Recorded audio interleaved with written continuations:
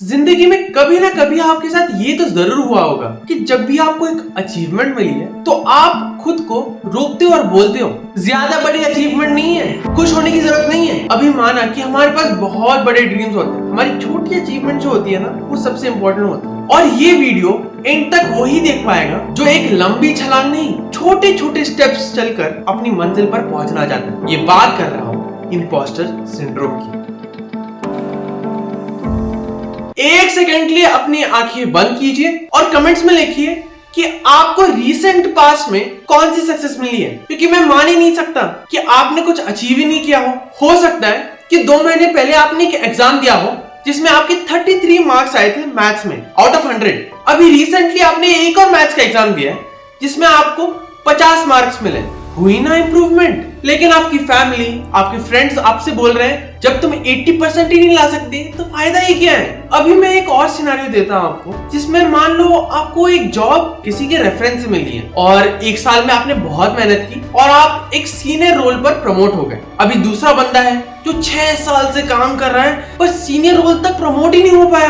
अभी वो बोल रहा है कि इसको सिफारिश से मिली है, इसकी कोई मेहनत नहीं है। वो फीलिंग, वो आवाज जब आपसे बार बार कहती है कि आप यहाँ बिलोंग नहीं करते, उसको ही कहते हैं इम्पोस्टर सिंड्रोम। साइकोलॉजिस्ट ने 1970s में ये टर्म डिस्कवर किया था, जिसमें उनको पता चला था कि ये एक स्पेसिफिक टाइप की इंटेलेक्चुअल इनएडिक्वेसी की वजह से होता है। इसमें आपको लग सकता है कि आप एक फेक हो, आप उतने कॉम्पिटेंट नहीं हो जितने आपके फेलो मेंबर्स हैं। आपको लग सकता है कि आपकी सक्सेस सिर्फ लक से आई है। ये हमें एक ट्रैप में डालता है जिसको हम इम्पोस्टर साइकिल कहते हैं। ये साइकिल स्टार्ट होती है एक नए टास्क से जो एंजाइटी ट्रिगर करती है। फिर कोप अप करने के लिए आप सिर्फ 2 चीजें करते हो, या तो आप ओवर प्रिपेयर करते हो या फिर प्रोक्रेस्टिनेट करने लग जाते हो। अब सेल्फ डाउट या फिर इम्पोस्टर सिंड्रोम हर किसी में सेम नहीं होता। डॉक्टर वैलेरी यंग ने 5 इम्पोस्टर आर्कीटाइप्स आइडेंटिफाई किए हैं। अभी आप देखिए आप किसके अंडर फॉल करते हैं। द परफेक्शनिस्ट, तुम अपने लिए इतने हाई स्टैंडर्ड सेट कर देते हो, वो भी छोटे से टाइम फ्रेम में जो एकदम इम्पॉसिबल होता है। फिर भले ही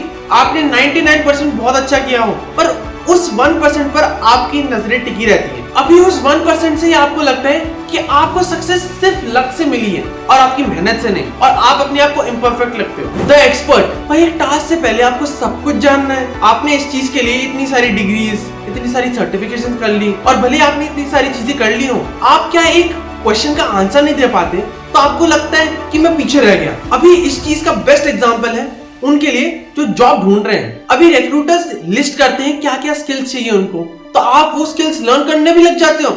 आपको लगता है कि आप लर्न कर लोगे तो रिक्रूटर्स आपको कॉल करेंगे, ऐसा नहीं है। द सोलोइस्ट, आपको लगता है कि अगर आपने किसी से मदद मांगी तो आपकी एक वीकनेस हो जाएगी। वो आपको लगता है कि अचीवमेंट सिर्फ अकेले ही हो सकता है। अगर आपने किसी के साथ कोलैबोरेशन कर ली या फिर किसी की गाइडेंस ले ली तो वो अचीवमेंट में काउंट नहीं होती। किसी से हेल्प लेना आपको छोटा नहीं बनाता। द नेचुरल जीनियस, अभी आप अपनी सक्सेस को ऐसे वैल्यूएट करते हैं कि कितने तेज में कर पा रहा हूँ कोई भी चीज को। अरे बगल वाला तो बहुत तेज कर रहा है, इसका मतलब मैं उससे कम तो नहीं। क्या ही फर्क पड़ता है भाई, उसकी जितनी स्पीड है वो उतनी ही तेज करेगा ना। तुम्हारी स्पीड पे ध्यान दो, तुम अपनी स्पीड तेज भी कर सकते हो सकता है कि आपको ज्यादा टाइम लगता हो, लेकिन पेशेंस और कंसिस्टेंसी के साथ आप उसको बीट कर सकते हो। द सुपर हीरो, कभी कभी आप इतना काम कर लेते हो जस्ट टू इम्प्रेस समवन, या फिर आपको ये दिखाना है कि आप कितनी मेहनती हो। आपको ये डर लगा रहता है कि अगर मैं ज्यादा काम नहीं करूंगा तो बॉस निकाल देगा, तो इसलिए आप जॉब पर 2-2 बजे तक काम करते रहते हो। और आपने ये भी देखा होगा कि प्रमोशन उनको नहीं मिलती जो 2-2 बजे तक लगे रहते हैं, बल्कि उनको मिलती है